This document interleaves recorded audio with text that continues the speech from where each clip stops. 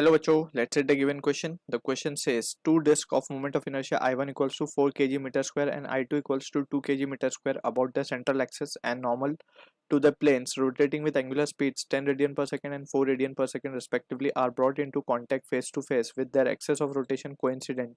The loss in kinetic energy of the system in the process is dash joule. So इस question के लिए जो key concept यहाँ पे we need to understand is the concept of conservation of angular momentum.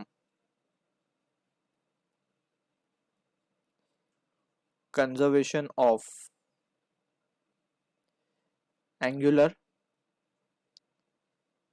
momentum. सो इसके लिए जो necessary condition है वो ये है कि एक्सटर्नल टॉर्क सिस्टम पे एक्ट नहीं करना चाहिए. If there is no external torque acting on the system we can say angular momentum of the system remains conserved, यानी कि change in angular momentum of the system will be zero.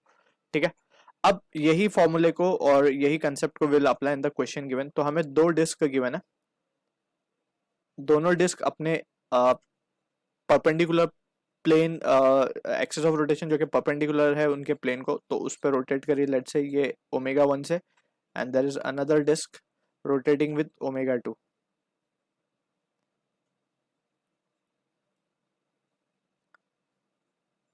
ठीक है, अब बोला ये जा रहा है कि इन दोनों को हमने क्या किया है, आप both in contact face to face, यानी कि इनके फेस जो है ये वाले इनको कांटेक्ट में लेकर आ गए हम.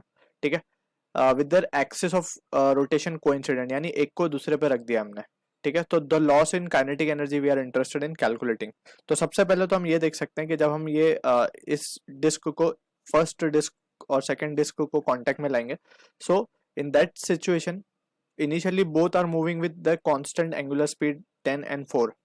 ठीक है, अब जब ये कांटेक्ट में लाया जा रहा है तो हम देख सकते हैं सिस्टम पे लगने वाला कोई एक्सटर्नल टॉर्क एक्ट नहीं कर रहा है यहाँ पे. So in that situation we can use the principle of conservation of angular momentum. So हम लिख सकते हैं angular momentum of the system initial will be equals to angular momentum of the system final. So initially अगर हम देखें so both were moving with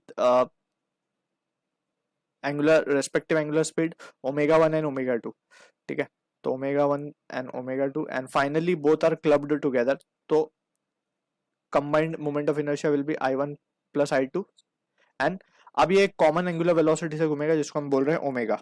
ठीक है, अब ये ओमेगा को सॉल्व करके हम कैलकुलेट कर सकते हैं ओमेगा की वैल्यू. तो सबसे पहले ओमेगा की वैल्यू क्या आ जाएगी हमारे पास, I1 ओमेगा 1 अगर हम देखें सो it will B 4 into 10 40 plus 8 divided by 6. 48 by 6 will be 8 and it will be radian per second.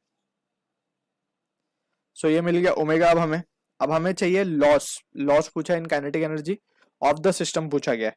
ठीक है, तो सबसे पहले initial kinetic energy of the system निकाल लेंगे हम. तो वो क्या होगा, kinetic energy of disc 1 plus kinetic energy of disc 2. तो it will be half I. अब ये रोटेशनल काइनेटिक एनर्जी की बात हो रही है तो we have to be careful. I1 omega 1 square plus of half I2 omega 2 square. तो इसको जब हम सॉल्व करेंगे so it will be I1 omega 1 square यानी कि 4 इंटू 100 प्लस 2 इंटू 16. तो ये रिजल्ट आएगा हमारे पास 400 plus 432 by 2, that will be 216 and it will be in joules. Right, so kinetic rotational kinetic energy हमें मिल गई है 216 जूल इनिशियल. अब फाइनल के लिए हम देखेंगे, ये इनिशियल था तो इसको हम इनिशियल आई बोल देते हैं यहाँ पे और इसको हम बोल देते हैं फाइनल. जब दोनों को हमने कांटेक्ट में लेकर आ गए तो वहां पे it will be just half I omega square. तो हाफ इंटू आई अब देखा जाए तो दोनों का ही ऐड होगा basically moment of inertia. So it will be just simply I1 plus I2 and omega का स्क्वायर. तो अब हम सिंपली इसको सॉल्व कर लेंगे. हाफ I1 प्लस I2 कितना होगा, it will B 6 half into 6 into 64. तो ये हो जाएगा हमारे पास 32 इंटू 6 दैट इज 192 जूल्स. अब हमें लॉस चाहिए बेसिकली, तो इनिशियल माइनस फाइनल कर देंगे. So we can say therefore loss in kinetic energy, therefore loss in kinetic energy will be equals to k initial minus kinetic energy final, and that will be giving us the value as ये हो जाएगा 16 और 8 24 joule of energy will be lost in this. So this is the answer for the question. I hope you understood the solution. All the best.